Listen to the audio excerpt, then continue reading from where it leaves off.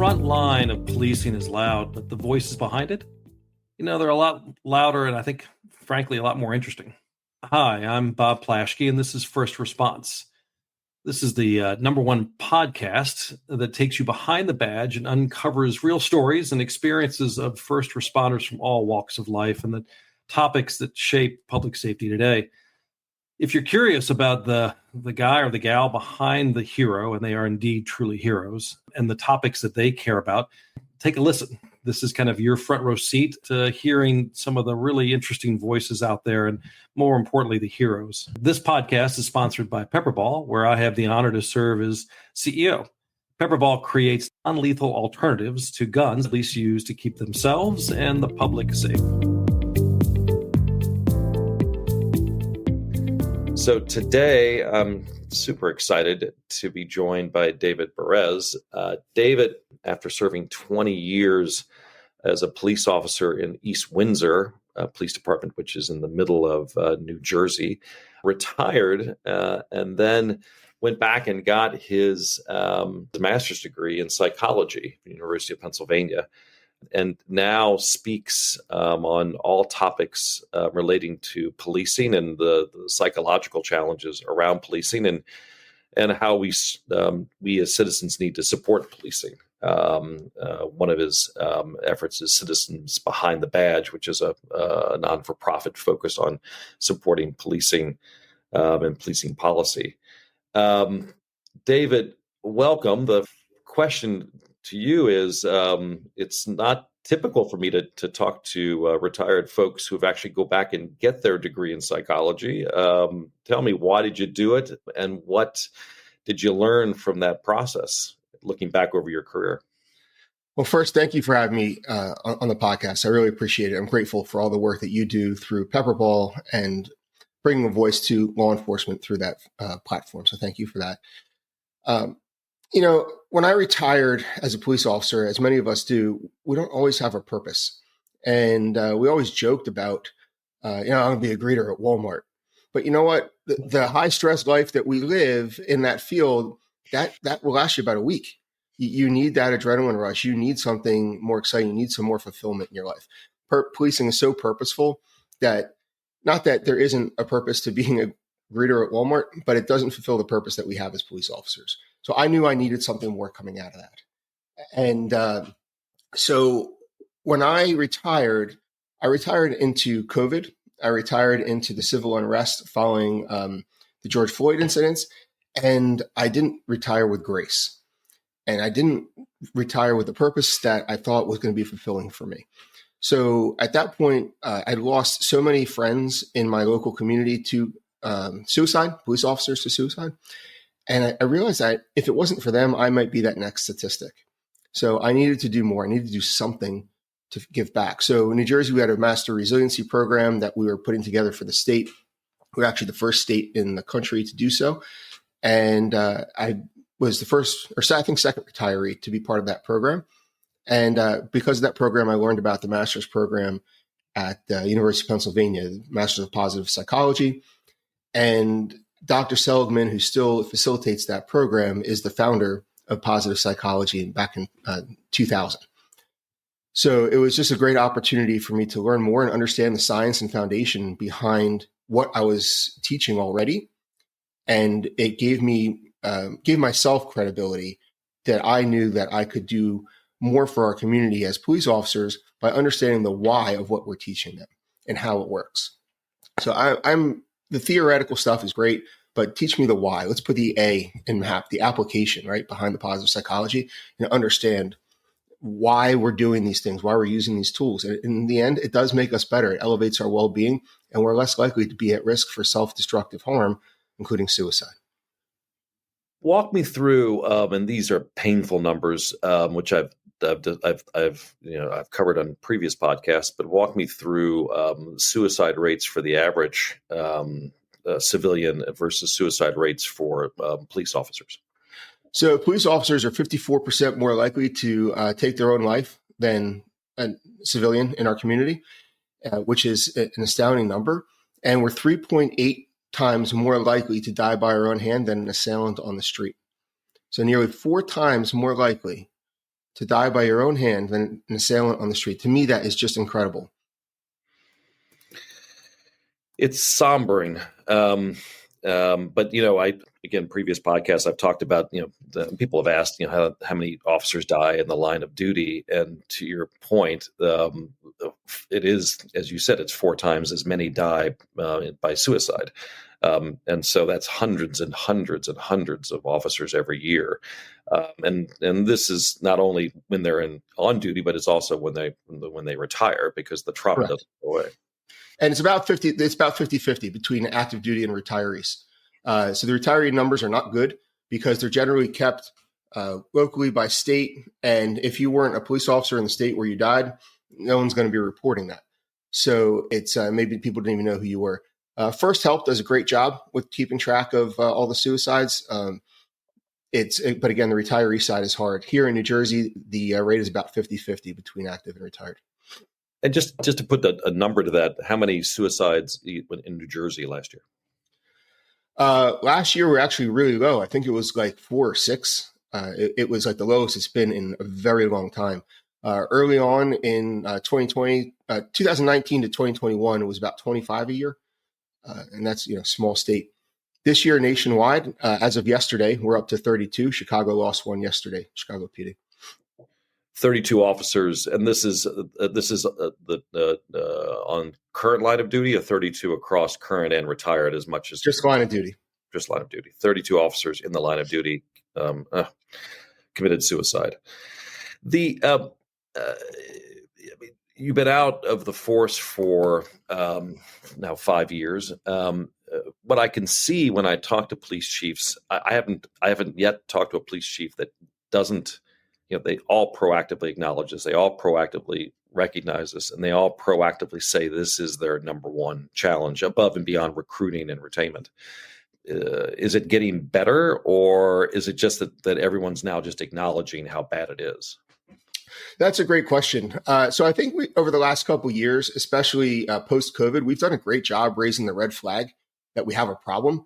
And there's a lot of people out there speaking to the problem. They share their stories. They talk about their own journeys.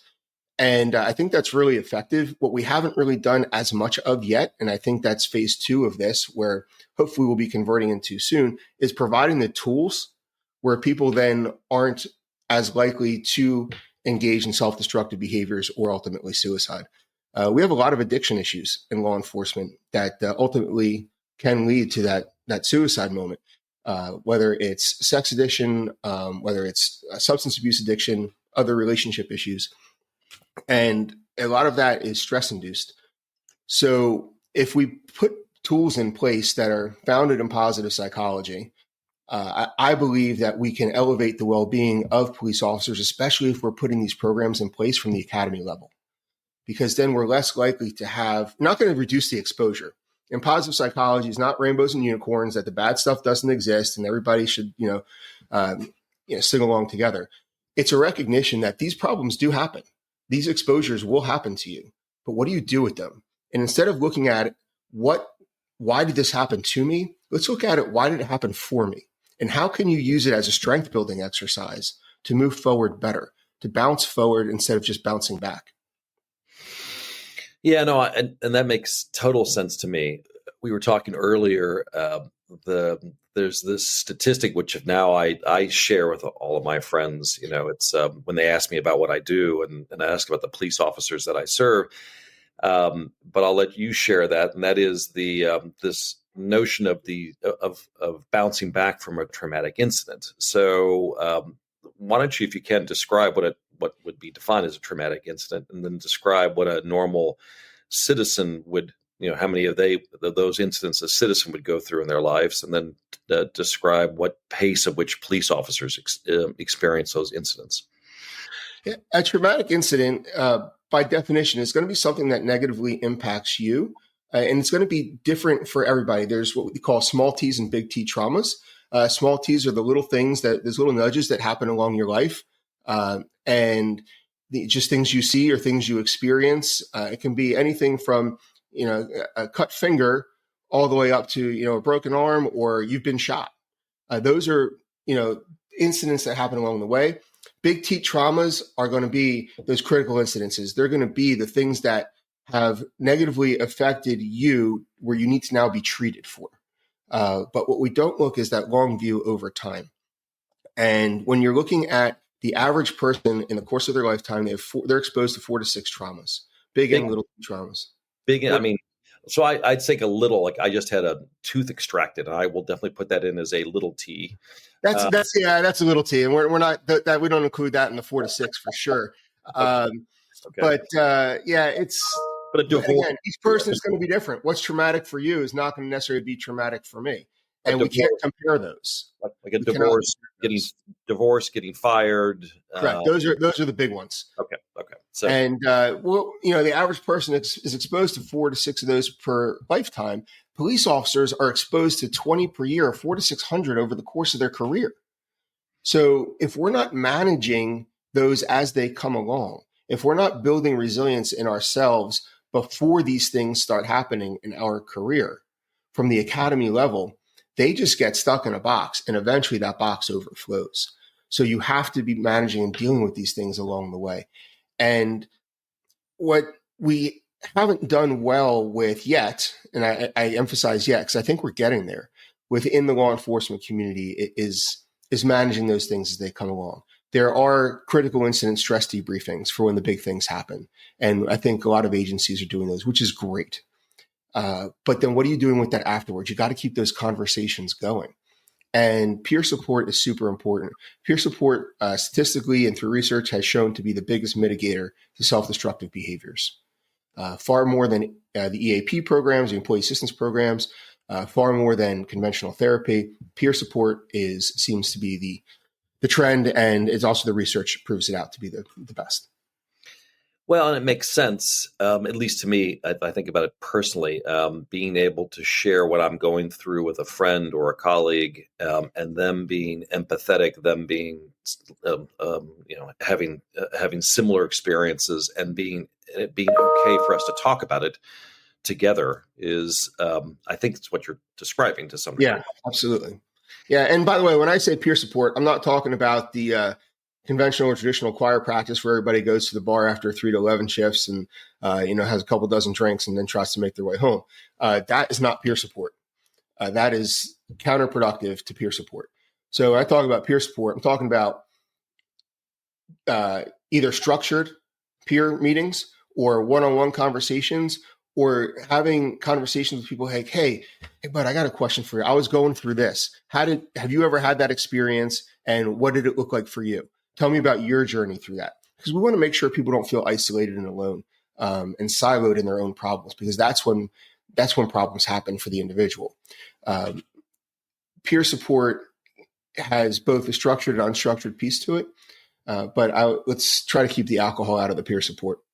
Yeah, that's kind of group medication, so to speak. Yeah. At PepperBall, we have master trainers, and these are current and retired police officers who train on how to use our equipment. After a training session, 6 of these wonderful gentlemen sitting around the table, and one gentleman he's currently practicing, so to speak. He's an officer. He just proactively surfaced a treatment, the therapy that he was going through that was helping him deal with some of his trauma. And what you saw was that, the other 5 heads nodding, and then it turned into a discussion about the different trauma that they each experienced, and they started to talk about their stories. And I was comforted, to your point, that this degree of vulnerability starting to permeate policing, because I assume that's not historically the way it was. Yeah, certainly not. Locker room conversations are probably a great place for that level of peer support, and the non-structured kind. But when you look back historically, people are like, kid, just tie your boots tighter, you'll be fine. Right. That doesn't work, because all you're doing is just bottling that stuff up. And when you look at the peer support models, approximately 75% of folks that recognize, or police officers that recognize that their peers are seeking support and help in various ways, are more likely to get help themselves. Only about 5% of those that didn't feel that they had the support of their peers to seek help got support. So there alone shows you a huge difference what that vulnerability looks like as a collective group. And I think it's super important to have these discussions. How is that starting to find its way? So you've got your degree. You're much better educated, much better able to help. How are you helping, and how are these ideas kind of finding their way back into law enforcement? Great question. So I'm not a clinical person. I don't do therapy. I barely even do coaching. Coaching and therapy are two different sides of a similar coin, but coaching is not therapy. And we can go a bit more into that distinction in a minute. What I'm doing is I've created programs that are positive psychology based, which are, research informed curriculum to help teach police officers and other first responders what it means to be resilient, how to have positive relationships, how to look at life through this lens that I think we all have that I've called courageous optimism. And courageous optimism specifically speaks to the self-determination that you have to do something, and then self-efficacy, the skills you have to be able to do it. So that's what allows us to do our job to begin with. So I think when we recognize that we fit in that box, then it gives us a greater appreciation for who we are as people, and that we can do this job without risking our own mental health. And because we're programmed for this, and we just have to understand it, and we have to be able to use the tools effectively. So I try to get out there and I teach classes or have talks in reference to connecting positive psychology to the law enforcement network and mending those two. Which is great. You mentioned earlier about how to take each of these traumatic incidents and look at them as a gift, which is really hard to do. I think you mentioned, I agree. You had trauma in your early days. So did I, and it's taken me a long time to try to view it as a gift. But once you do, to reframe it, then allows you to look at other challenges that come along your life as gifts. Why don't, if you can, just to make this a bit more personal, maybe describe the first couple of traumatic incidents that you experienced in policing, and maybe how I don't know, just and I know we talked about one of them being 9/11. That had to be kind of in that because that you were just on the force for a year, right, when 9/11? About a year and a half to yeah. I don't know if I don't know if that was the first notable, first of your 20 for that year was 9/11. That's a pretty bad way to start the tally. But it'd be great for our listeners just to hear, how that trauma, what the trauma was, and then I guess how would you look at it now, knowing what you know now? Yeah. So when I worked the night of September 10th, working midnights into the morning of September 11th, and my partner and I went home that morning and went to bed like it was any other day. As I was falling asleep, the phone rang. It was my sister, and she was like, "Hey, you good?" And my sister was a nurse, and we both worked weird schedules, so she knew that exactly when I was coming home. And I was like, "Yeah, I just went to sleep. What's up?" She goes, "You need to turn on the TV." I'm like, "I'm just going to bed. You know that." She goes, "Turn on the TV." So I turned it on. I'm like, "Oh my goodness." She's like, "Yeah, get your ass up and go back to work." I'm like, "All right." So I pulled it back into the station. My partner pulled into the station the same time I did. He had the same reaction when he realized what was going on. And then we walked into the station all ready to gear up and go up there. And for the listeners' perspective, we were about 50 miles or 45 miles out of New York City where I worked. And, in New Jersey, everybody responded up there as needed. And the lieutenant goes, "Yeah, buddy, not our city, not our problem. Like, go back home, go to sleep. You worked last night." And my partner, I'm like, "What?" He's like, "Yeah, not our city, not our problem." I'm like, "Gotcha." So we changed out of our department issued stuff so we wouldn't get in trouble. And we hopped in my car and we went up there and we volunteered. And holy cow, did I have experiences that I was not prepared for. And the destruction, the smells, the despair, it was wild. I took a lot out of that. It took me almost 20 years to be able to actually talk about what happened. And I'm grateful for the opportunity that somebody pushed me to write a short talk about my experience there, because on the 20th anniversary, it was time for me to get out of that shell and start talking about it and letting it go. So yeah, so for what I learned from that was a few things. One is the leadership opportunities, right? So gosh, if I was in that lieutenant's shoes, what would I have done? And I think about that all the time. So I think leadership is a big part of mental health and law enforcement. And you need to lead by example. You need to be supportive of your folks, and you need to help them grow, help them understand why they can and can't do things. And not my city, not my problem is not a great response, especially for, the largest catastrophe in our country at that point. And what I got out of being there was I recognized in myself I had a duty and need to serve for the rest of my life, regardless of the circumstances. And for me, that's what's fulfilling, is to serve others, even if it, may be at the expense of myself. But I also recognize how to put my own oxygen mask on first before supporting somebody else sitting next to me. So I think it taught me a lot of lessons on I can't do it the way I did it, but I can still do it, just from a different process. When you talk about putting your oxygen mask on, it's a great analogy, or a great kind of imagery, in the sense of, we think about that in a very physical context: firefighters going into fires, or you putting on your vest and your belt and your gun. What's the right mental construct in terms of putting your own oxygen mask on? How do you think about it mentally in that sense as you go into these traumatic incidents? Because we're no good to others if we're not supporting ourselves first. If we don't have a foundation for which we're helping others from, that we're going to crumble. So the better you're prepared to support somebody else from your own physical health and mental health, the better you're going to be able to support the others that are around you. So you have to be healthy first. You have to be physically fit first. You have to be prepared first before you can do the work and support somebody else.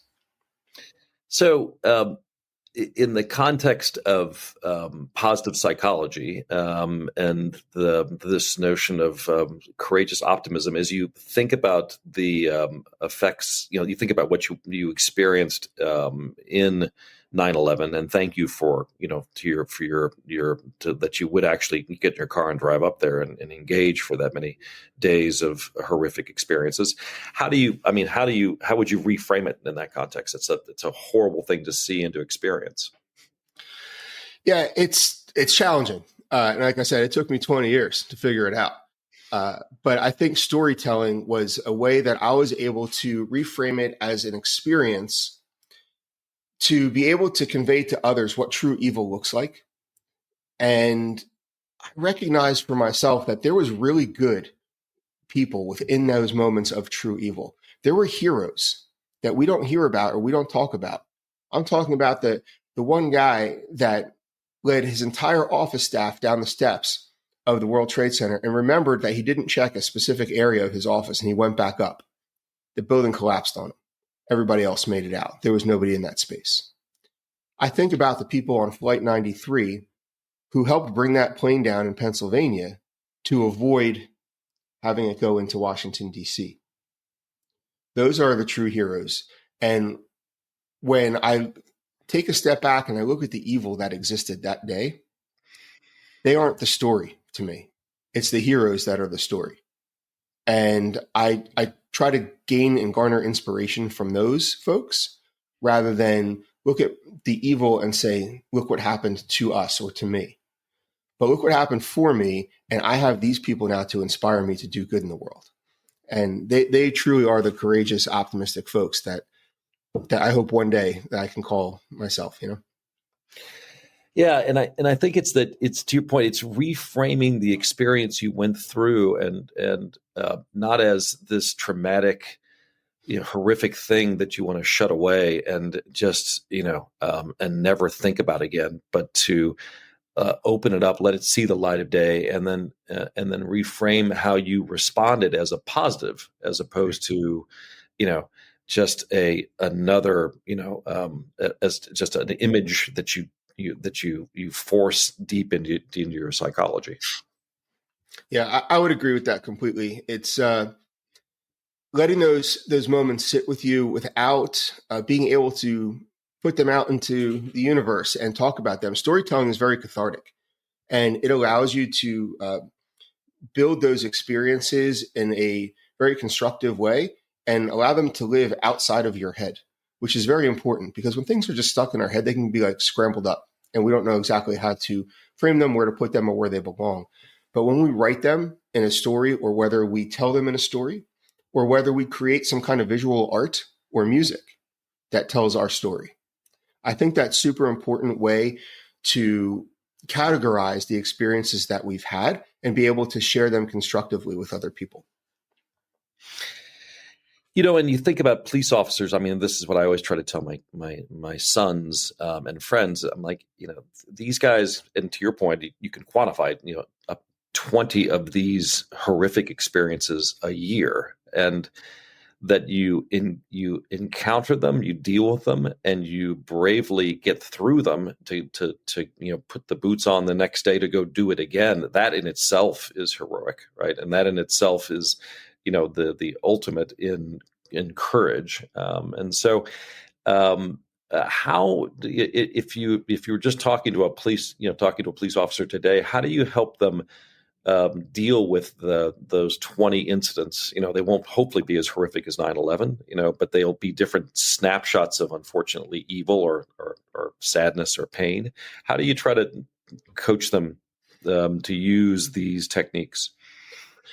So that's a great question. And I think that, again, looking at the tenets of positive psychology, we can't ignore them, that they happened. What we need to do is recognize that they're there, but we also don't want them to be the focus of our day and of our life. So gratitude exercises are really simple. They're really cheap. They don't cost you anything but a few moments of your time and maybe a notebook. And I think when we focus, the research shows when we focus on the things that are positive in our life, if we document them, we write them down, and those become the things we focus on, we still know those other traumatic incidents occur, but they don't become the focus of our existence.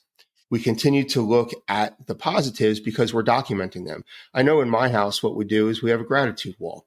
And we talk about the three things, or, it's kind of a combination between the gratitude exercises and 3 blessings exercises. And we write down the things that are meaningful to us from our day, and we put them on a sticky note, and we put them on the door, of our house. And so anytime you come or go from the house, there's at any given time some sticky notes up there that show what people in our house are grateful for. And this can be something that's done at work. It can be done at home. It can be in any environment that you're in. Even if you do it in a single meeting on an offsite. Before you start the meeting, everybody writes down on a sticky note 3 things that they're grateful for. And you stick it on the wall where people come in and out of the room, and it just lightens and brightens the space. And you don't know what people are grateful for, and maybe it's you. So if you read a sticky note and someone says, I'm really grateful for Bob because he did X, Y, and Z, and it made me feel appreciated. How does that make you feel as the CEO, as a leader? It makes you feel good that you are having this positive impact on people. So gratitude does go both ways, and we call it the gratitude dance in positive psychology.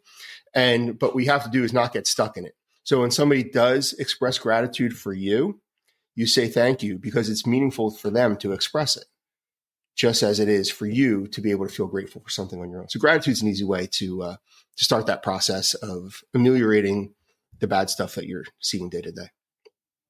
And that is a very assumedly become is a practical technique for officers, is kind of take the bad, take the traumatic incident, seeing someone killed, seeing someone that's dead on the street, acknowledge it, look for the positives in some context from the experience, and then reframe the incident, reframe the day in a kind of a focus around what you're grateful for that has come out of that, or at least that happened during the day. Is that that's part of it. You can also use it as a training experience if you want to bring it back to work directly, not just for the individual. So what did we do for this call? How did we handle this? Can we learn something from this experience? And how can we prepare ourselves better or differently for next time? That training is always important. But when we're talking about individual mental health and well-being, if we can do that individually, we'll have a collective mental health and well-being unit. So if everybody brings their positivity towards the group in itself will be more positive and will have greater sense of well-being as well. But yeah, it's really difficult when you walk into a homicide scene that you're investigating, or if you were involved in a critical incident, it's really challenging to get past the hard part of that, the traumatic part of that. Now, I will always say, if you need therapy, please get it. That is so important. None of this should ever preclude you from getting therapy, from getting that clinical support. But clinical support only gets you back to neutral. What are you going to do to allow yourself to thrive after you get back to that moment of where you can survive? So it's really important to continue to grow and learn from our experiences. And yeah, we're going to have these traumatic experiences, but how you leverage them going forward is what's very important. This is the second to last question. What haven't we talked about that you think we should have covered today, given the topic? Great question. I think it's outside of individual officer resilience and well-being. I think it's really important for communities to understand what our officers are going through and why they do what they do, and bridge that gap between what the community sees on TV on a Thursday night on their favorite series of shows versus what reality looks like. Because we don't see the emotional toll in cop shows between 8 and 11 at night. We only see the cool stuff that we think is happening on our streets of our town, or we don't think is happening on the streets of our town, but it actually is. So bridging that gap, I think these well-being tools can be used in a broader sense for community building, and letting the community know that we're people too. There are humans behind that badge. There are humans in that uniform. Yes, there are rules that we have to go by, and here's what the rules are. We get it that you may not understand it, but please appreciate this process. And I think that we can bridge some gaps that may still be open. Well, I couldn't agree more. I mean, the purpose of this podcast is, in effect, to bring the humanity behind the badge, kind of surface that humanity, to let citizens understand the what I would call the yin and the yang. And the yin is how people get into and serve because they want to make a difference. You went to 9/11 because it was a call of duty, of which it only was reinforced by what you did while you were there, and the courageousness. That's the yin, and the yang is in being courageous and put yourself in the line of duty in providing the service and protecting the public. You're going to be exposed to a lot of tough things, and people have to have the empathy that if you've been through 20 of these traumatic experiences, of which we will go through, you'll do 20 a year, of which we will do 4 in our lifetime, that the amount of empathy, sympathy, and respect you have to have for someone behind the badge, because you didn't.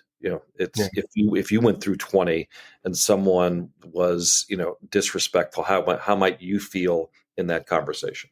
Yeah, I also think that while there is absolutely no excuse for a police officer to be disrespectful on a call or a car stop in the work that they're doing, I think we need to rise above. We're expected to do better, and I think we need to do better.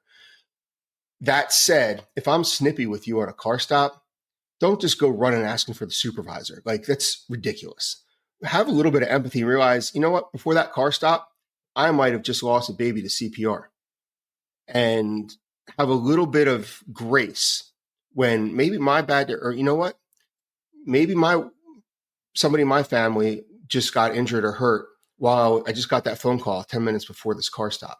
Or, maybe I'm suffering with something that you don't even know, a disease that I have, or maybe I was just diagnosed with a cancer a couple of days. Like, you have no idea what people are going through. And that's not just police officers, that's in general. We just need to be more empathetic to people in general, or compassionate. I don't know if empathy is the right word, but compassionate for sure.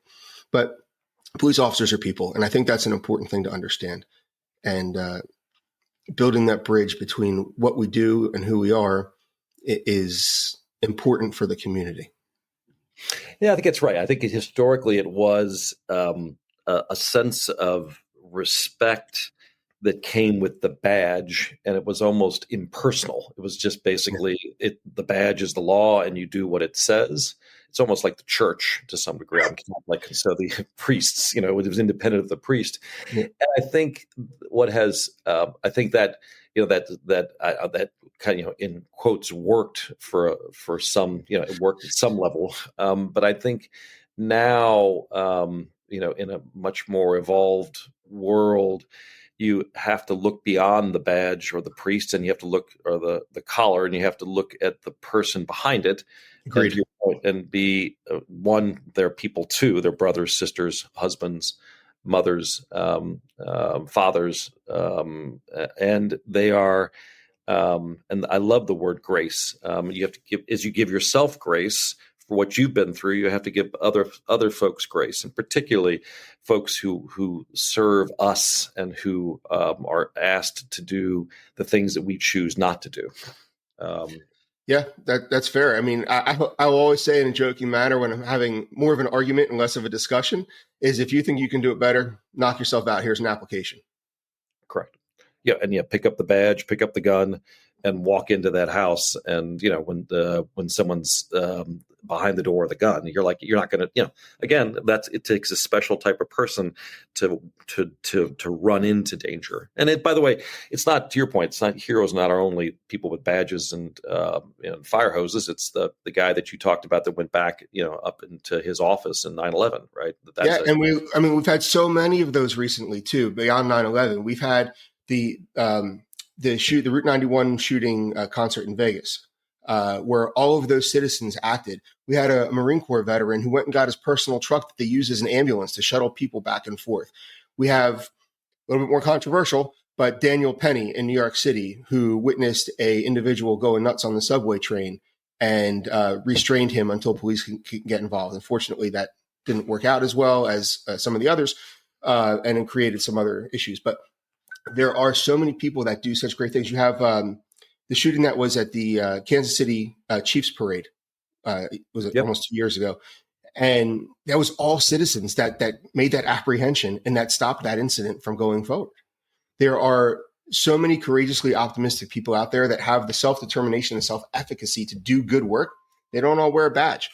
And but that's what we need to keep considering, that we're just people, and policing is not who we are, it's what we do. And it's important on both sides to remember that, because we are more than just the badge and the gun. David, I'm sad, actually. This has been probably my most enjoyable podcast. I'm sad that we have to kind of bring it to a close. That means I get to ask you one last question. And I say sad because I'm not sure someone's going to listen to more than 40 minutes of us talking. I think there's some limit to what people can expect. We'd love to make a small donation on your behalf under your name. What charity can we make a donation to? That is incredible. And thank you so much for that work that you do. I would say the National Law Enforcement Officers Memorial Fund would be my choice. Thank you for that. That's really meaningful. So, as I reflect on my discussion with David, so many themes surface. First, it's just the statistics, and I'm going to probably be a broken record on future podcasts, but this notion that the average citizen goes through 4 to 6 traumatic incidents, and a police officer will go through 20 a year. We just have to acknowledge that and respect it, and respect that individual who is themselves a brother, a sister, a father, a mother, what they're going through. We have to make sure that they have the help they need, and the respect and the time and space to get that help. We have to acknowledge that problem exists. I think that maybe first acknowledge that it exists, and acknowledge that the brutal implications of it. If we don't acknowledge those challenges exist, and we can see it today in the rate of suicide. 54% more likely to commit suicide, 3-4 times more likely of a police officer to die by their own hand versus somebody else. These are numbers that I think the more we talk about them, the more we surface them, the more that we acknowledge them, it's the first step towards beginning to help officers get the help they need. And most of that help is from their own peer group.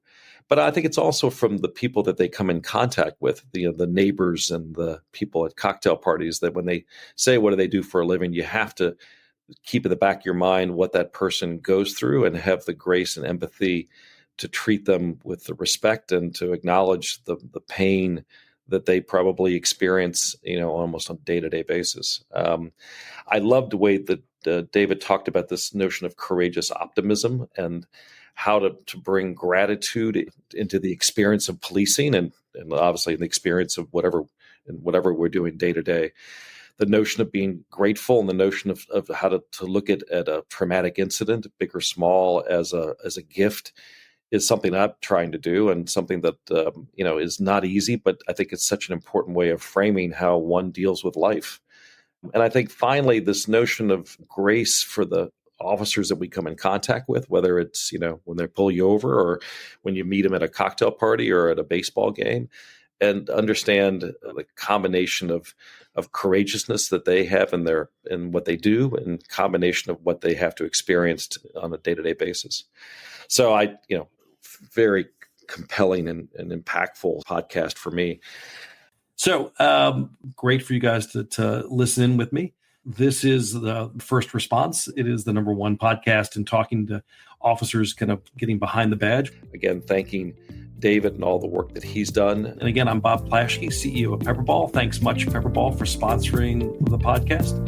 And see you next time. Thanks very much.